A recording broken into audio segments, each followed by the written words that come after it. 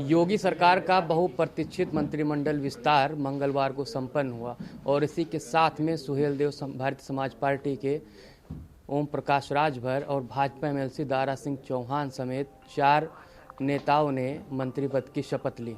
हमारे साथ बात करने के लिए दारा सिंह चौहान हैं। जी, आपको लेकर काफ़ी कशमकश रही और अंत में आपको मंत्री पद मिला, क्या कहना चाहिए? राजनीति में हमेशा कसमकस बनी रहती है, इसी का नाम राजनीति है। लेकिन आज जो दायित्व मुझे मिला है, मैं इसके लिए केंद्रीय नेतृत्व को, इस देश के यशस्वी प्रधानमंत्री आदरणीय नरेंद्र मोदी जी को, अपनी पार्टी के राष्ट्रीय अध्यक्ष माननीय जेपी नड्डा जी को, देश के यशस्वी गृह मंत्री आदरणीय अमित शाह जी को और उत्तर प्रदेश के यशस्वी मुख्यमंत्री आदरणीय योगी जी को मैं आभार व्यक्त करता हूं। जो जिम्मेदारी उन्होंने दिया है और जिस तरीके से हमारी पार्टी ने भरोसा किया इस पिछड़े समाज पर, आज पूरा का पूरा पिछड़ा समाज, दलित समाज, अगड़ा समाज, सारे लोग संगठित होकर के आने वाली पार्लियामेंट के चुनाव में उत्तर प्रदेश की 80 की 80 सीटें जितवा करके पार्टी का जो संकल्प है 400 के पार, उसको पार करके फिर दुनिया के लोकप्रिय नेता आदरणीय नरेंद्र मोदी जी को तीसरी बार प्रधानमंत्री बनाने का संकल्प हम पूरा करेंगे। क्या लगता है सर, आपके समाज को साधने के लिए, क्योंकि समाज आपके समाज का बड़ा जनाधार है, या फिर आपकी जो बात हुई थी भाजपा की आला कमान से, उसको एकदम जुबान अपनी पक्की करने के लिए आपको एमएलसी बनाया गया और फिर मंत्री बनाया गया? देखिए, भारतीय जनता पार्टी का मूल मंत्र है सबका साथ, सबका विकास। इस आधार पर माननीय प्रधानमंत्री ने कहा था और उसी आधार पे आज हर समाज को, जो भी आज़ादी के 70 साल तक जिस समाज के लोगों की पूछ पहचान नहीं थी, ऐसे तमाम लोगों को हिस्सेदारी, भागीदारी देकर उनको सम्मान देने का काम हमारी पार्टी ने किया है।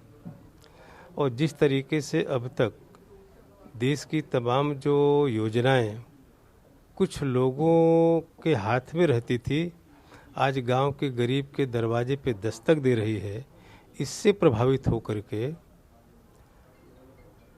पूरे प्रदेश की जनता, देश की जनता आदरणीय मोदी जी के साथ खड़ी है। और यही कारण है कि आज आप देख रहे होंगे और आम जनता कह रही है, आप कहीं फील्ड में चले जाइए, मैंने सरप्राइज अगर आप कहीं से बात करेंगे तो सारे लोग कहते भाई मोदी मोदी मोदी से अच्छा कोई नहीं, मोदी बनेंगे प्रधानमंत्री। ये आम जनता कह रही है। इसलिए मैं अपने नेतृत्व को बधाई देना चाहता हूं और भरोसे के साथ आज पूरे जितने गरीब समाज के हैं, बेबस लाचार लोग हैं, खास करके पिछड़ा, अति पिछड़ा, जो राजनीति में जिनकी पहचान पूछ नहीं थी, आज भारतीय जनता पार्टी के माननीय मोदी जी के नेतृत्व में, माननीय योगी जी के नेतृत्व में आज सारे लोगों को सम्मान और पहचान मिल रहा है। यही कारण है कि आज गांव-गांव, गली-गली में मोदी का नारा चल रहा है। राजनीतिक गलियारे में चर्चा है कि पहले एमएलसी बनाकर, फिर मंत्री बनाकर और अब एक बहुत बड़ा विभाग देकर आपको तीसरी बार उपहार देने जा रही है भाजपा। देखिए, माननीय योगी जी की कैबिनेट का मेंबर बनना भी अपने आप में महत्व रखता है और कौन सा विभाग मिलेगा नहीं मिलेगा ये बहुत मायने नहीं रखता है। ये माननीय मुख्यमंत्री का विशेषाधिकार है। लेकिन हमारी प्राथमिकता है कि तीसरी बार अपने लोकप्रिय, विश्व के लोकप्रिय नेता को तीसरी बार देश का प्रधानमंत्री बना। ये हमारी प्राथमिकता में, हर समाज का प्राथमिकता है कि मोदी जी फिर प्रधानमंत्री बनेंगे। घोसी उपचुनाव के बाद में अखिलेश यादव ने बड़ा बुंदा बनाया था और ये बताने की कोशिश की थी कि इसी के जरिए अब सपा की लहर आ रही है। क्या कहना है उसके बाद में? आज आप मंत्री बने हैं, अखिलेश यादव को क्या कहना चाहते हैं? ये घोसी में जो चुनाव पार्लियामेंट का होने जा रहा है, यही आपको जवाब दे देगा कि क्या होने वाला है। सारी की सारी पूर्वांचल की सीटें भारतीय जनता पार्टी के खाते में जाएगी, एनडीए के खाते में जाएगी और उसी आधार पर हम कहते हैं कि 80 की 80 लोकसभा की सीटें भारतीय जनता पार्टी में खाते में डाल करके फिर आदरणीय मोदी जी को हम देश के तीसरी बार प्रधानमंत्री बनाएंगे। सर, अखिलेश यादव बार बार बात करते हैं पीडीए की, पिछड़ा दलित अल्पसंख्यक की। कि हम इसी रणनीति के तहत चुनाव लड़ेंगे और इसी के तहत चुनावी मैदान में उतरेंगे। वहीं भाजपा ने कई मौक़ों पर और विशेषकर कल जब मंत्री उन्होंने 4 बनाए उसमें भी उन्होंने भी पीडीए फार्मूला अपनाया। बस अंतर ये था, उनमें पिछड़ा दलित अल्पसंख्यक है, इनमें पिछड़ा दलित अगड़ा है। तो क्या लगता है 2024 में कौन सा पीडीए भारी होगा? देखिए, अभी आपने जल्दी ही पीडीए को देखा होगा, उसकी सच्चाई उजागर हो गई। जिस पीडीए का नारा देने वालों ने अपने राज्यसभा में जो उम्मीदवार उतारे थे, किस तरीके के लोग थे, जिसको लेकर के उन्हीं की पार्टी में जो विद्रोह हुआ, जिससे आहत होकर के तमाम सारे जिनको पीडीए तथा कथित पीडीए की बात करते हैं, छोड़ करके सारे लोगों ने मोदी जी के और योगी जी के नेतृत्व में सारे लोग एनडीए के समर्थन में खड़े हो गए, भारतीय जनता पार्टी के साथ खड़े हो गए। क्योंकि उनका नारा है, हम ज़मीन पे ऐसी चीज़ों को उतारने का काम करते हैं। आपने देखा होगा राज्यसभा के चुनाव में, चाहे एमएलसी के चुनाव में, उत्तर प्रदेश की कैबिनेट और विस्तार में भी आपको झलक दिखाई दी होगी।